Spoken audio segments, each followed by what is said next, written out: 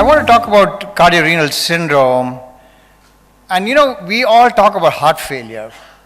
And actually, you all know in practice, it's not just heart failure. It's, in my practice, and I'm sure it's in your practice too, it's cardiorenal failure. Both the heart and the kidneys are not in sync. And I always tell my patients that we heart doctors want the body to be dry, and the kidney doctors, the nephrologists, want the body to be wet. So we are between a rock and a hard place, like a dry and a wet place. And as you know, this interaction between the heart and the kidneys is not simple. In some patients, when we try to diurese them, their creatinine improves because the kidneys are congested. And in others, you try to diurese them, and their azotemia, their creatinine and BUN worsens. So some improve, some worsen, and we really don't know, and we can't predict which ones improve and which ones worsen.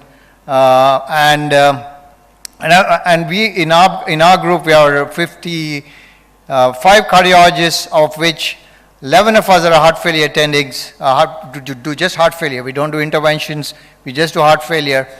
And we all come to a consensus that we really can't predict who responds to treatment when, and we actually have to treat them empirically and see how it works. And we tend to do what cardiologists do. We first try to diurese. And if the creatinine improves, that's good for the patient, and others, they don't. And as all our earlier speakers said today, that heart failure is a spectrum. We see a lot of systolic heart failure patients, but now we are seeing a lot of diastolic heart failure patients with kidney disease. And again, we're facing the same challenges. And so we are actually dealing with a lot of different hemodynamics and neurohormonal modifications in cardiorenal syndrome. And one of the first take-home messages I want to share with you as practicing clinicians is what I call it the rule of two, especially with people in heart failure and fluid overload. I tell my patients no more than 2,000 milligrams of sodium in a day. We get them to read food labels. No more than 2 liters of fluid in a day. And then, as one of our earlier speakers said, you weigh yourself every morning after you empty your bladder. If you gain 2 pounds in a day or two, then you may need to take an extra dose of diuretic. So remember, the rule of two has got 3 parts: 2,000 milligrams of sodium, 2 liters of fluid in a day, and you weigh yourself every day. And I encourage my patients to take an extra diuretic dose if they gain more than 2 pounds of weight. And there's no question that, in my experience, I've found that the patients who do well tend to be the ones who are compliant. And so the ones who stick to a low sodium diet,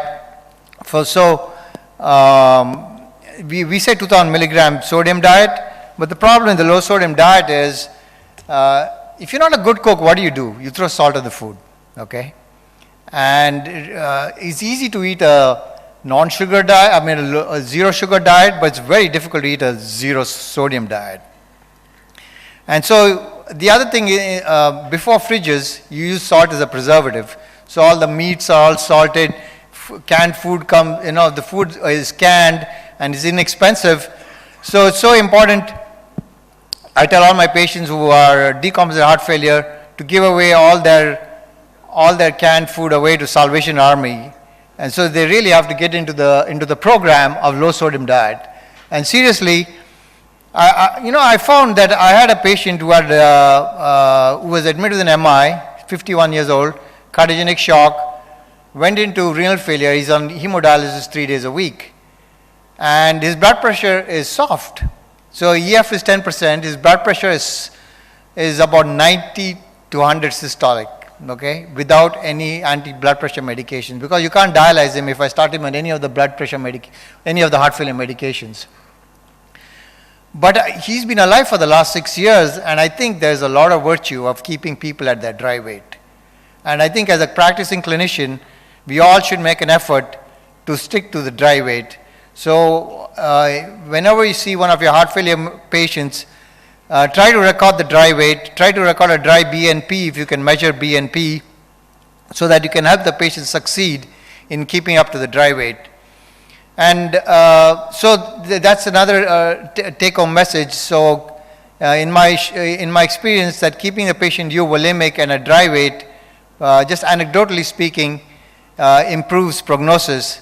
And I was sharing this thought with one of my cardiology colleagues in Bangalore, and I found that people in Bangalore are taken one step forward to keep people out of hospital. They actually do, in some of their CHF patients, they've been doing PD. And so the patient does PD and keeps himself or herself at dry weight.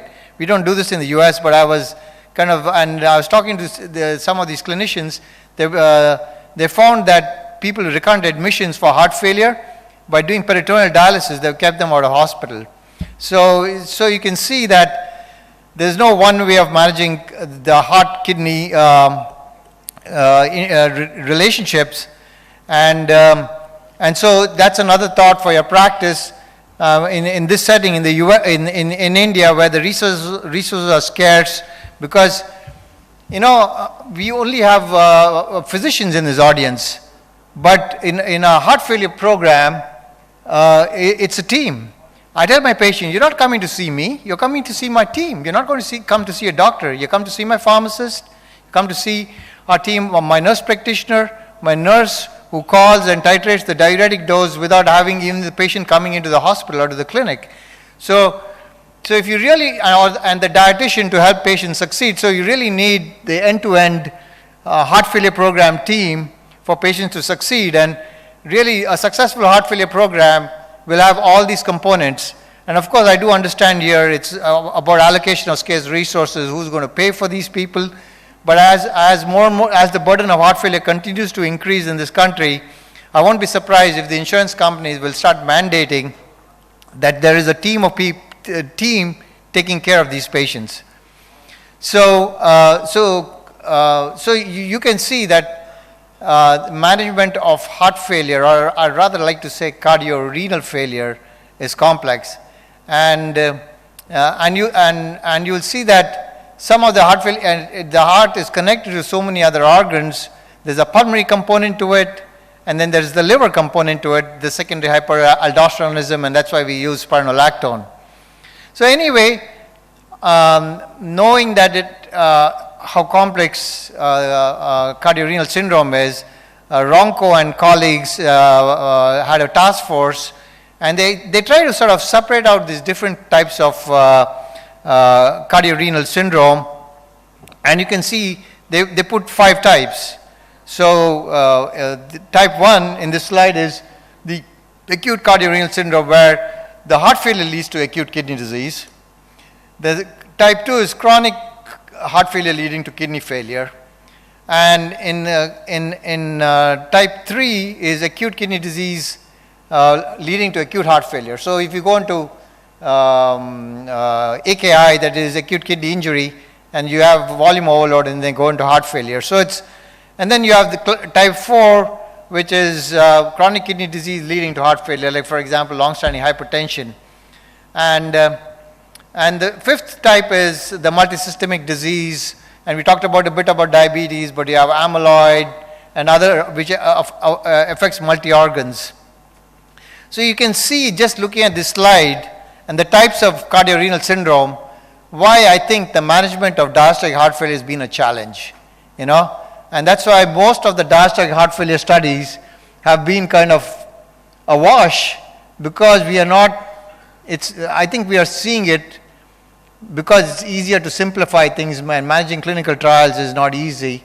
You need a big sample size of patients, and you want to keep the sample clean, but it's never been easy to do so. But I think we may have to change our ways of viewing HFpEF or diastolic heart failure, and even acute decompensated heart failure. So it's so important that when we manage heart failure, we look at it kind of globally rather than just diastolic heart failure. And in my own practice, I remember we used to talk about renal dose dopamine, and you talk to nephrologists, they don't believe in renal dose dopamine, and we cardiologists believe in renal dose dopamine. And part of it is, I think, when we use so-called renal dose dopamine, it still has some positive inotropic action and helps with diuresis when the primary problem is with the heart. While the nephrologists see patients whose primary problem is in the kidneys, and in those patients, the renal dose dopamine probably doesn't work.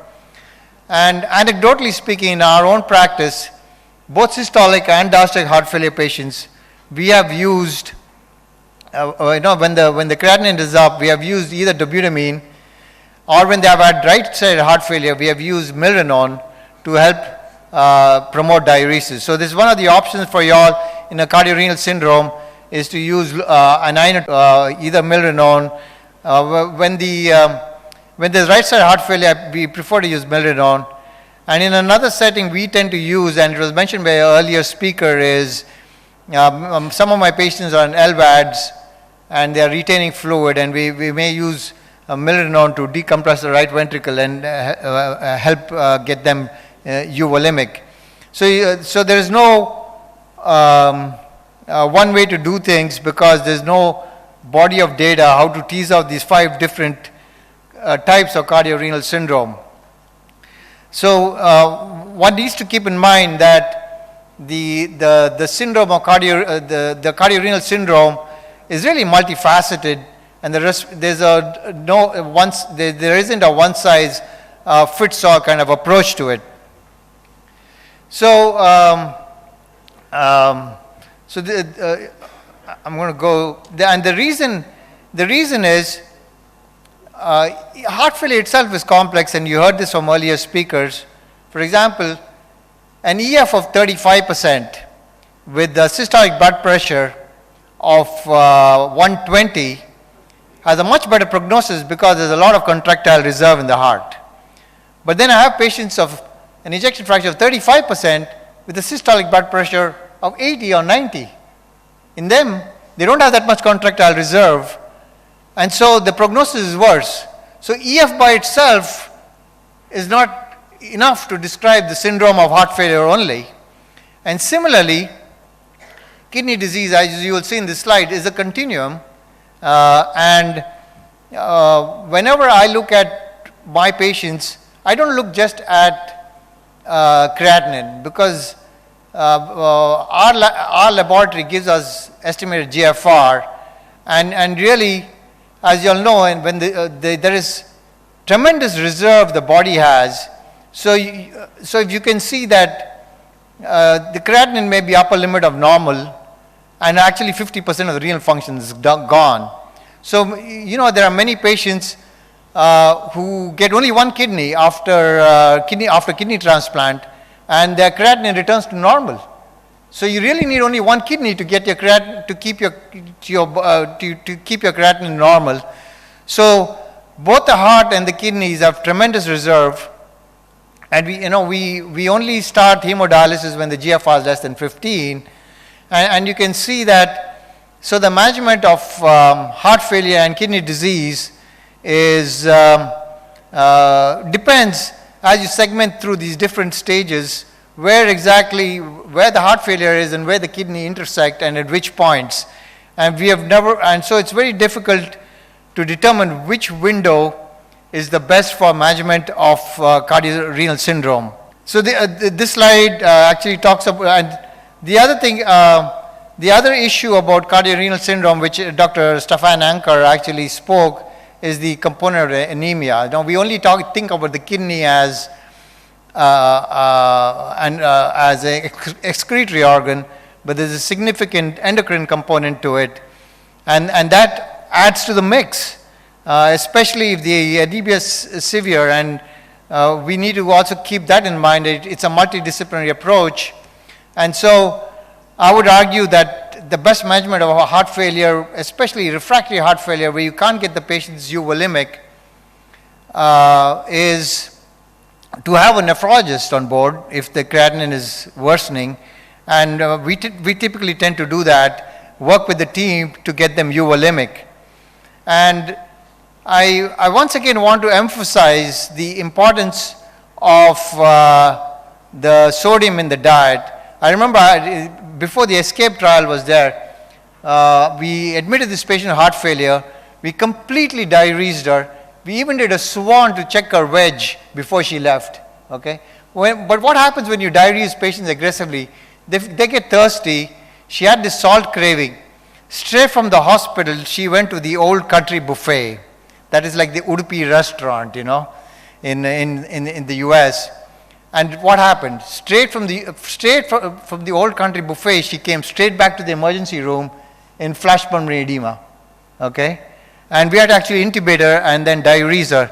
So it just tells you that the syndrome of heart failure is, some people are more salt sensitive than others, especially in the setting of cardiorenal syndrome. So we need to keep all these aspects in mind. Lifestyle is important. It's multidisciplinary. And it really requires sometimes taking a chance on what diuretic whether to diurese or not to diurese. And what I tend to do in my practice is sometimes when I'm trying to diurese them, the creatinine goes up, and after you hit a wall, then we do what is called give a diuretic vacation. We hold the diuretic for a day or two till the BU and creatinine returns to normal while they're in the hospital, and then once it sort of recalibrates, we resume diuresis again till they get to dry weight. There's no question achieving dry weight should be the goal before they leave the hospital to prevent readmissions, and in fact even mortality, because you know readmissions are associated with increased mortality. In our program we also use ultrafiltration to get rid of the fluid. So that's kind of in a nutshell about cardiorenal syndrome. As you all know from your practices, it's complex, but it requires a multidisciplinary approach. With that I'll stop. Thank you.